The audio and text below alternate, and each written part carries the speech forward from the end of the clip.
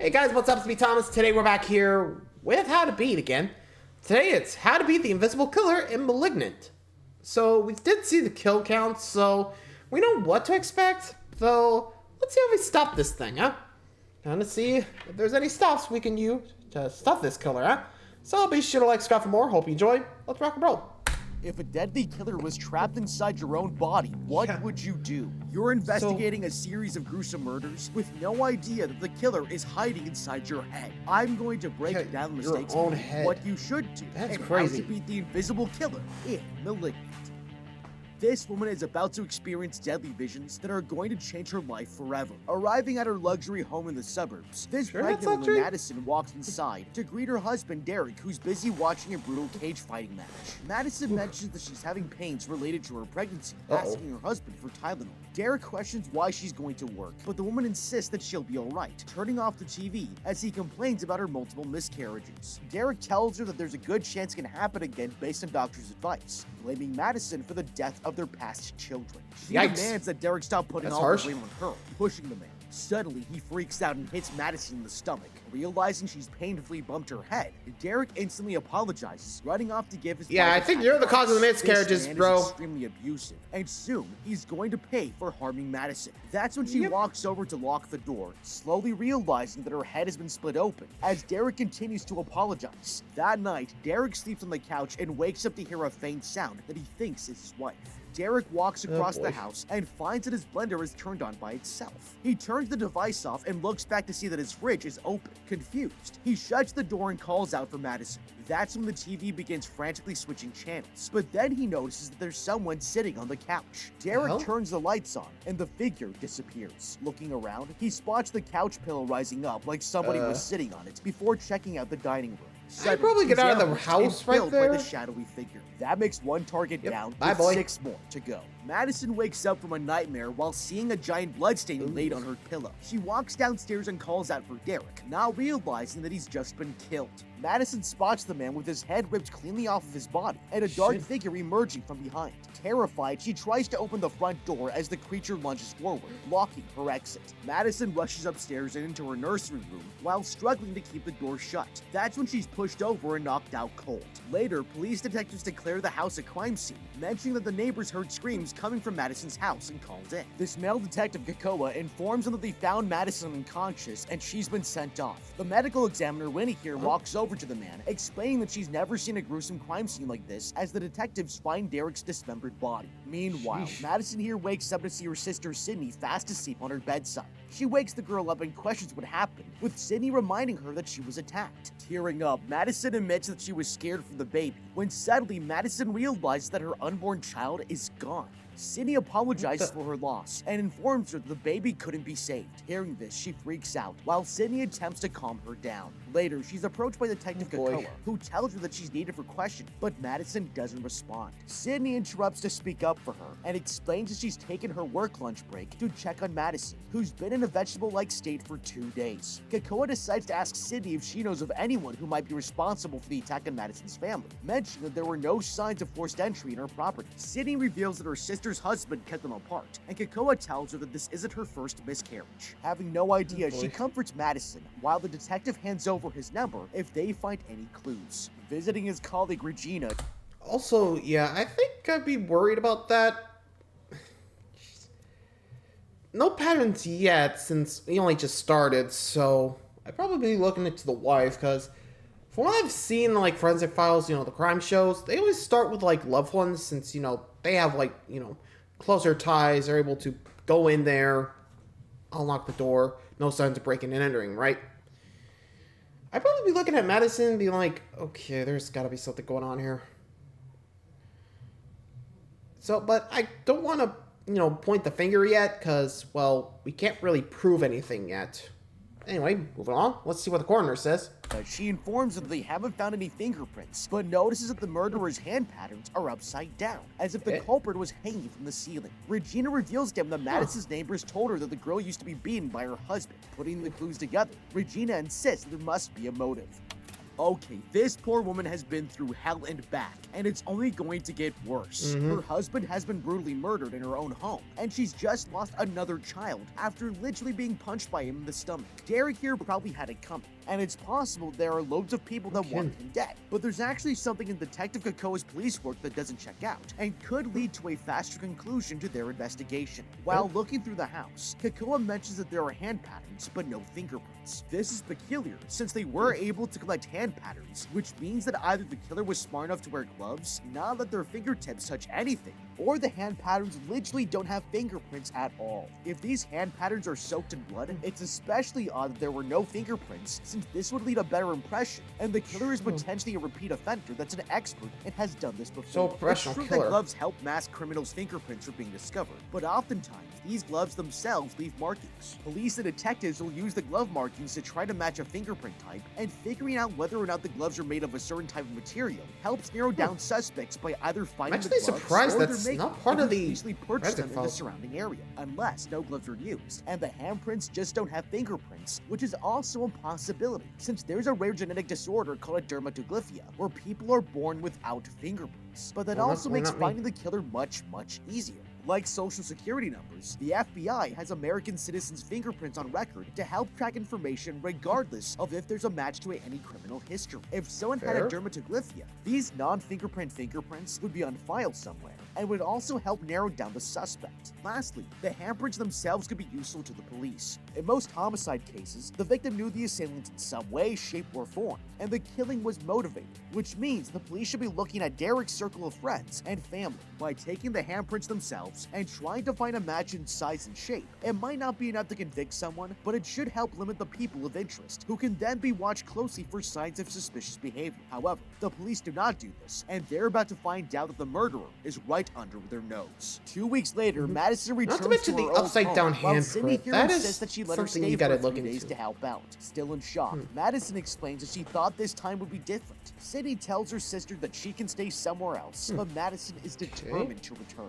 That night, she washes herself off after a shower and takes a look outside to see this lamppost turning off. Madison closes the curtains, rushing to lock her front door. She takes a look through the peephole before continuing to barricade her house. Suddenly, Madison spots the back door opened and quickly closes it, pacing around her house for any potential intruders. That's when the door opens again and she knows that something is wrong. Madison rushes back into her room while insisting to herself that no one is inside. The next day, she begins fortifying her house in order to stop this from happening again. Sydney arrives to find that the house keys aren't working. Meanwhile, Madison stares at the wall before being startled by her sister peeking through the window. Sydney tells her that the keys didn't work, and she needed to find another way inside while climbing over. Madison informs the girl that she installed deadbolts, explaining that she was staring at the same spot where Derek viciously smashed her head against the wall. Sydney curses the dead man for his past actions, while Madison insists that she wanted to break up, but got pregnant, and decided to stay to try and make it work. She continues by saying that she always Sometimes wanted it's a just blood not worth connection it. with another human, revealing that their mother adopted her at 8 years old with no recollection of who her real mother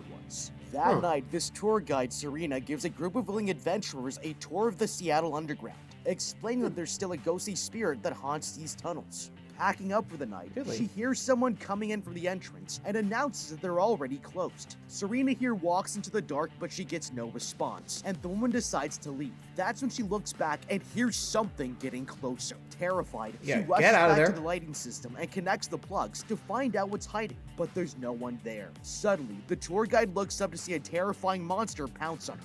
Later, she wakes up bloodied and bruised, tied up in the attic of a house. Struggling to break What does free, she do? the tour guide watches as the creature dresses up in her own clothes. It climbs up next to the woman, and this radio turns on to explain that they've been waiting a long time for the tour guide. That's when it calls up a woman, Dr. Weaver, sending her an eerie message threatening the doctor's life. She gets him to take out a book detailing the record of a patient made, and takes out Hey, a huh? single photo.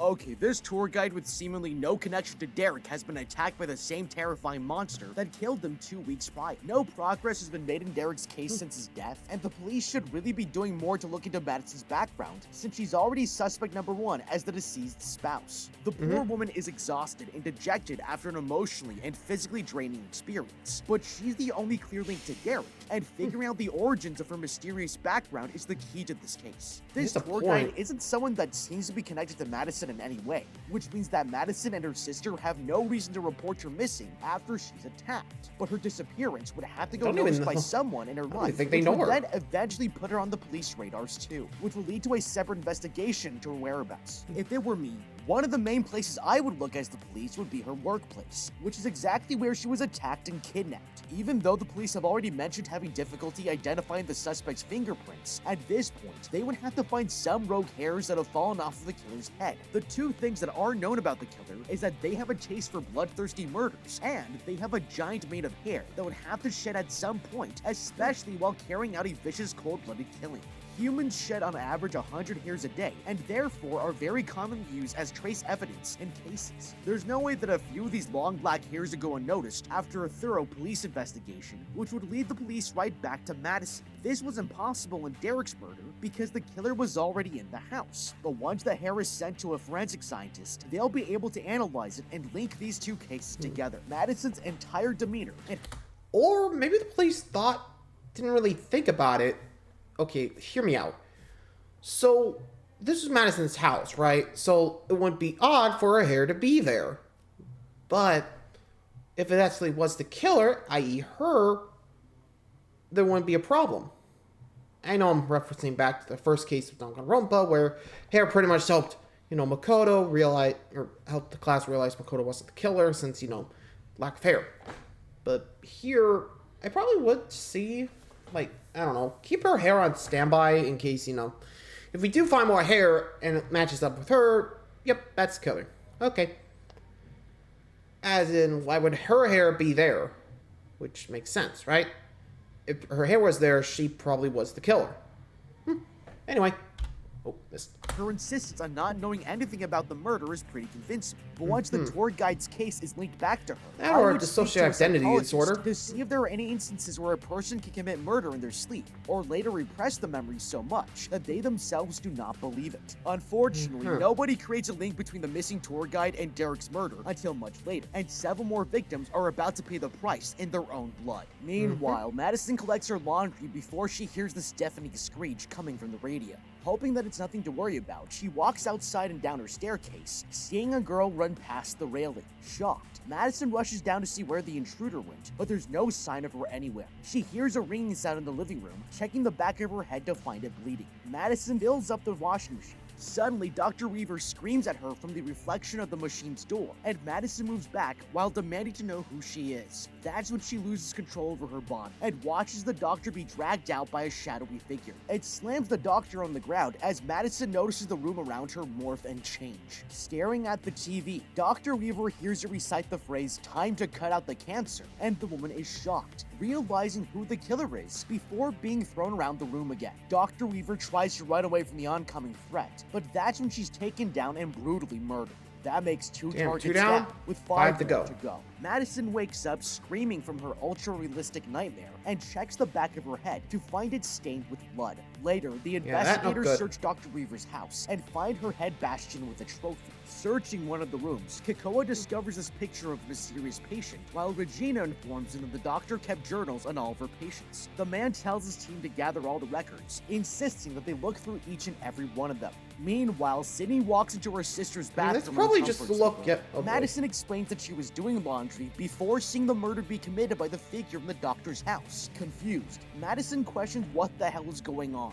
Her life is falling down the drain, and she's about to find out terrifying details from her past. In another part of the city, there's more. this old man discusses the doctor's death with his friend, confused as to why she was murdered. He loses signal over the phone and notices that his window has opened up by itself. Walking over, he spots this trail of water leading into the nearby closet. He turns the light on and finds nothing suspicious inside, continuing to clean his house before taking a peek outside of this window, never noticing that the dark figure has snuck into his room. As soon as he walks back to his bed, the murderer disappears, leaving the old man alone to sit down. That's when he turns the lights off, not realizing that a vicious killer is about to attack. The man appears in front of Madison before her world begins to morph again. A dark figure hovers over her body, with no way for Madison to react, as it moves over to the old man and takes out a sharp blade. He wakes up to see the terrifying creature standing over him, and he lets out a strangled scream while being stabbed to death. That makes 3 targets Three down, 4 to with go. 4 more to go. Madison wakes up howling from the nightmare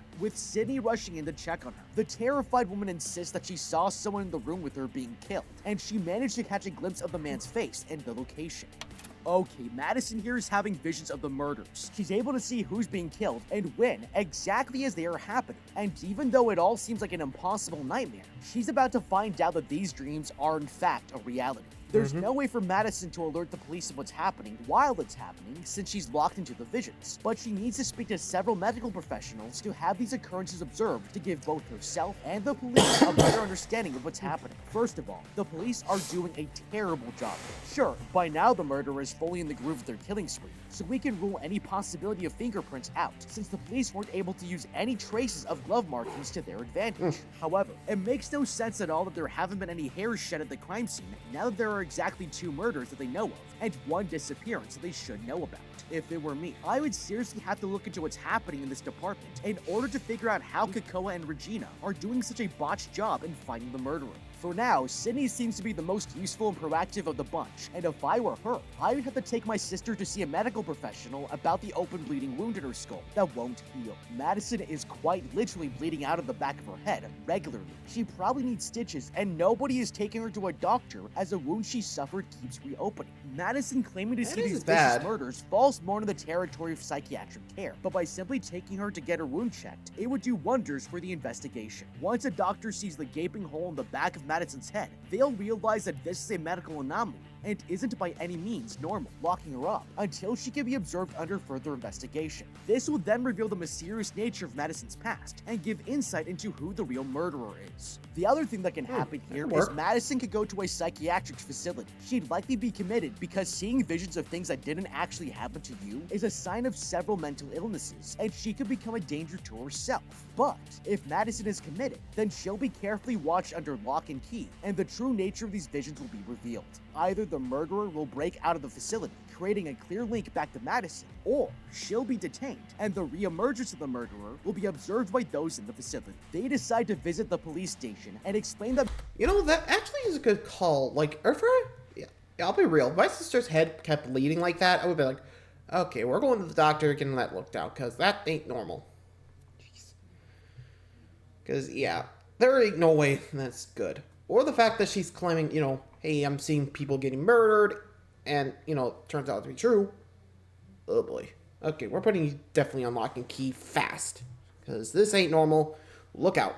Anyway, Madison has some kind of connection to the brutal murders. She sees them happen in real time, with Dr. Weaver being the first victim, and this old man who was killed across from the Silver Cup apartment in North Beacon Hill. Regina questions if they're telling the truth, but Sydney insists that her sister isn't lying. She saw the doctor die as it happened, and has now seen another murder take place. The group arrives at Silver Cup Apartments, with Madison pointing out the top floor as where her current victim lived. Sydney offers to help them on the investigation, but Regina tells her to step aside. Upstairs, she confronts Kakoa for treating the girls differently because they're pretty. He denies their looks have anything to do with it before they enter the victim's room. Regina calls out for anyone hiding to show themselves as the investigators continue their search. That's when Regina orders her partner to take a look at this room, finding a gruesomely disfigured body lying on the bed. Back at the police station, Regina makes fun of a horrifying sketch of the murder of the Madison drew, causing her to get emotional and walk off.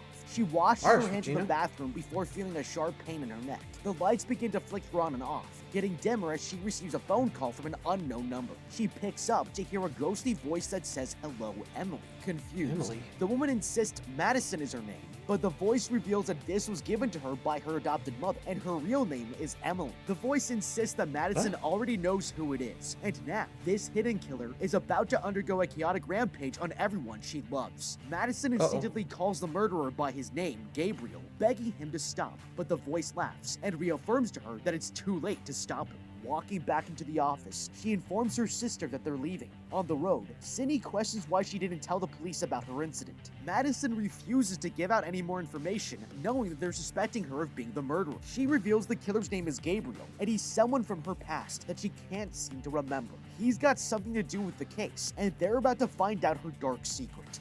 Yeah, Okay, there's Madison has definitely gone to the something up. police with her visions, and they've proven to be a reality. Even though she claims not to have anything to do with the murders, she's the clear link between all the different cases. At this point, Madison is innocent, but it makes absolutely no sense at all that the police don't issue a warrant for her arrest. The Silver Cup apartment murder wasn't even on the police's radar, since Yeah, the how man do you lived even know? alone and it hadn't been reported yet, which means Madison and her sister are the only ones that knew about it. And even if Kakoa and Regina believe that Madison is telling the truth, they still have enough evidence to take her into police custody. This is an easy Yeah, I probably solution would too, because in Madison's considering, like, case, she knew about may not something be they the killer, didn't. but he lives inside the same body as her, and taking her in will stop the murders, or force him to reveal himself to try to free them both from their cell. This may take some firepower keeping him contained, but the safest thing to do, and clear up once and for all who the killer is, will be to try to contain them first. The police needs to do their job at this point, and do detective work to find the link between the murders and Madison to uncover information on her condition. In the last two cases, both of the victims are doctors,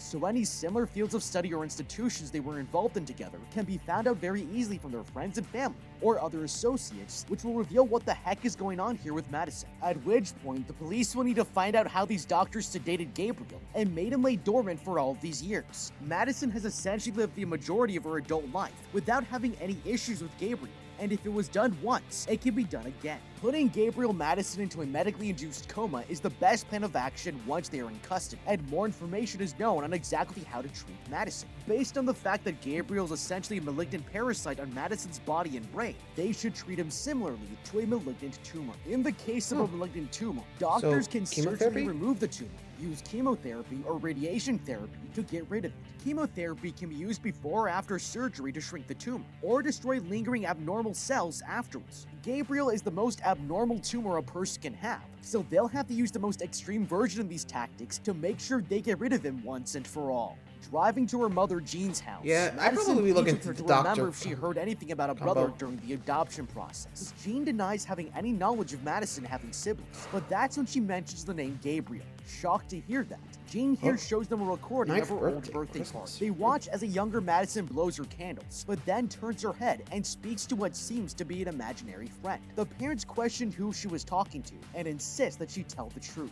That's when Madison mentions the name Gabriel, insisting that a voice is telling her that they're not her real family. Jean switches the recording, which shows them on Christmas Eve getting ready to put Madison to bed. They find her speaking to an invisible caller on the phone and begs Gabriel to spare her baby sister. Her mother pauses the film while explaining that she used to have disturbing conversations with the invisible man, and Madison questions if it's all a part of her imagination. Jean suggests that she created him in order to fill the void of being adopted, believing that Gabriel would go I don't away if think they you gave might her buy enough that. love. Meanwhile, at the police station, Kakoa here makes a breakthrough discovery. He takes out a USB stick with the name E-May written on it, connecting the device to his computer. He finds a video file featuring this doctor who explains that Emily has been under their care for 7 years, just recently showing signs of mental psychosis. She's contacted an outside hospital to help with the case, mentioning Dr. Weaver and this man called Dr. John Gregory. That's when Kakoa looks up the man's name and address, suspecting that he could be the next victim. At her house, Madison is washing her face in the bathroom, and her world is transformed once again.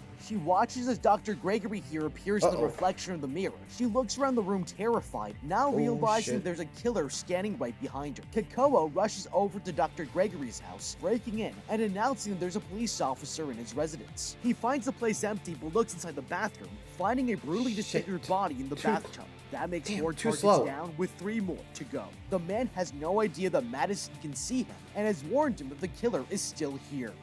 Okay, Kakoa and the police have finally uncovered information about the deceased doctor's backstory. They've pinpointed who they believe the next victim is, and they're right to try to get ahead of the killer, so they'll be able to intercept and trap them when the moment is right. At this point, they should have already figured out the link between Madison and these doctors, but coming face to face with the killer should give them some insight into the close relationship that she shares with Gabriel. There's one other thing that Madison here can do to help police stop Gabriel from committing another murder. While Gabriel's committing these crimes, Madison is able to see everything he's doing, but her body is fixated in one place, unable to move. She experiences Gabriel's murders in a dreamlike state, and the whole situation is very similar to someone experiencing sleep paralysis. Sleep paralysis is when someone can't move their muscles while waking up or falling asleep, and is often paired with visions and nightmares that feel real. This happens because the brain sends signals to relax the muscles in the limbs when someone is asleep, so their body remains still during REM. There's not a clear reason why this happens, but it can be linked to PTSD, general anxiety disorder, panic disorder, and narcolepsy. Madison has a bespectacled past, so it can be any number of things making her more susceptible to being put in this dreamlike state by Gabriel. But there's still hope for her if she only focuses during these moments. Madison can try to slowly focus on minor movements in her fingers and toes to help wake her up and take back control over her body. In a lot of sleep paralysis situations, there's very little the dreamer can do to wake themselves up. But there are also reports that show the individual tries to move something small, one step at a time. This is the key to waking up entirely. Ahead of these events, Madison should also attempt to get a medical prescription from a pharmacist for imipramine and clomipramine, which can help with sleep paralysis and potentially incapacitate Gabriel entirely, since his control stems mostly from her own brain. The only problem with this plan is that Madison's visions are actually happening while sleep paralysis dreams are a figment of the imagination, so Madison is about to wake up in some really incriminating and terrifying places. Suddenly, he's attacked from behind, nearly being stabbed before he kicks the killer off, firing a few shots. Kekoa chases him through the hallways and watches as he descends the fire exit. He chases the killer into this underground basement and through multiple foggy rooms until they reach the underground tunnels of Seattle. He continues the chase further underground until reaching this enclosed room, cautiously looking around with his flashlight. Kekoa quickly gets out of the way of a moving carriage and checks inside to find it empty. That's when he's pushed against the vehicle by the murderer, but he fires off multiple shots at the killer before he manages to escape. The next day, he confronts Madison, informing her that each doctor killed was responsible for taking care of her, revealing that her full birth name is Emily May. With the help of a hypnotherapist, she tries to recall her unconscious memories. Suddenly, she remembers a time when Gabriel took over her mind as a young girl and made the girl sneak into her parents' room with a knife. Madison begins to freak out as the others calm her down. Now she remembers that it happened once before when she was a kid. Gabriel wanted to hurt the baby and won't stop until he's finished, so he can be the only family member Madison needs in her life. That's when the tour guide here manages to untie herself from her restraints, walking in the attic. But then the floor breaks beneath her, and she crashes to the ground level. The police are forced to arrest Madison, while Sydney begs them to let her go. The accused girl is taken into custody. So it turns out the kidnapper, or kidnappee, was in Madison's house the whole time. Hiding people in her house, and the murders have all been self-conducted. She blames it on Gabriel, freaking out and causing the lights to blow out.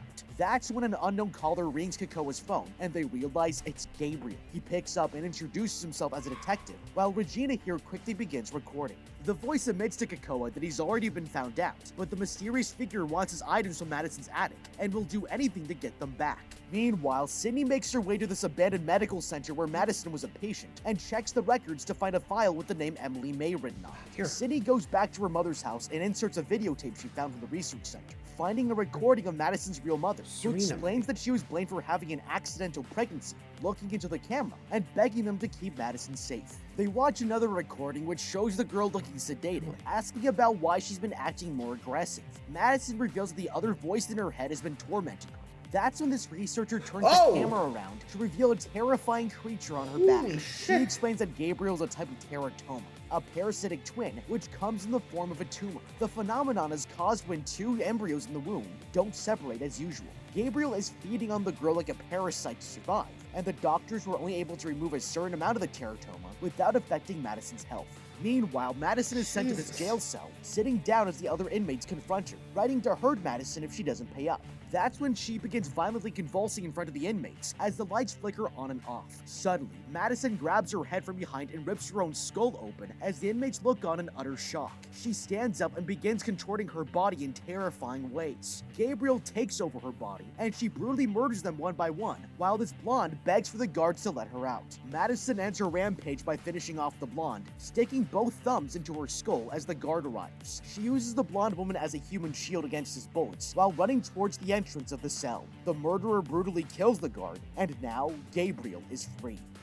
Okay, the Shit. police have finally caught up with the bigger picture, and Madison has lost the fight to her parasitic twin, Gabriel. He's completely taken over her mind and body and is out for blood. He's incredibly fast and strong, and somehow, even though Shit, Madison strong. and him share a body, he's able to recover from the bolts much faster than Madison would be able to. He's been feeding off her body this entire time, and Sydney and the police have to make him pay. Now, because Gabriel has been laying dormant inside of Madison's mind for all this time, there are only a few things known about him. The first is that he's completely and totally evil. The second is that he's incredibly spiteful. Rather than spend his time trying to figure out what it's like to be a human for the first time, he's decided to murder the people who suppressed him and draw attention to himself and his existence. He could have just shared Madison's body with her while she slept, but instead, he's chosen a life of vengeance, which means that his next move will be to go after Sydney and his mother. Even though Sydney doesn't have a vendetta with Gabriel, he wanted to kill her before she was even born, and is right to go after her again. If I were Kakoa and Regina, I would use Sydney as bait to lure Gabriel to a location where we can use anesthetic on him to knock him out cold, and then run experimental drugs on him to see how to suppress or even kill him altogether.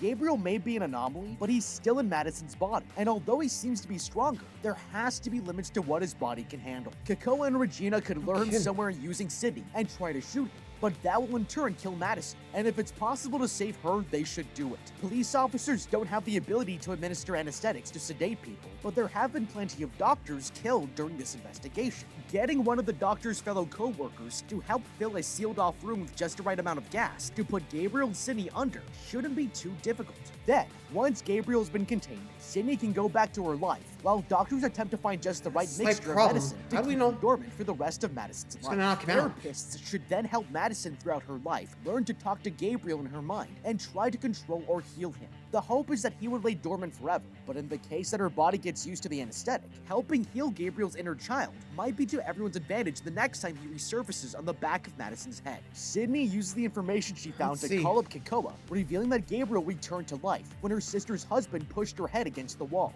Gabriel has been controlling knocked the him girl out. when the murders occur this whole time. Madison's birth mother is still alive, but Kakoa tells her that he already knows she was the tour guide who fell from Madison's attic. Meanwhile, a possessed Madison goes through the evidence lockup, finding her improvised knife and putting on a black leather coat. She runs into the police station and starts brutally killing everyone in the room. Kakoa and Regina arrive to see the chaos unfolding while she calls for backup, calling out for the girl by name. Madison hallucinates that she's in the prison cell with dozens of murdered guards, aware that her body has been taken over. They run to the corner of the room before being hit by a flying chair, and the possessed Madison escapes the police station to hunt down its next victim. Later, this police officer Winnie here informs them Okay. that paramedics are on the way. Regina urges Kakoa to find Madison, or else she's going to kill the real mother. Arriving at the hospital, he rushes in to see Gabriel distracted by his mother and fires off a few rounds while they plead him to stop. But that was their biggest mistake. The killer flings his knife straight into the man's chest, knocking him to the floor. The possessed woman then shoves one of the hospital beds at Sydney and traps her in a corner of the room. She begs Madison to wake up and reveals that Gabriel was the cause of her miscarriages, feeding himself to return.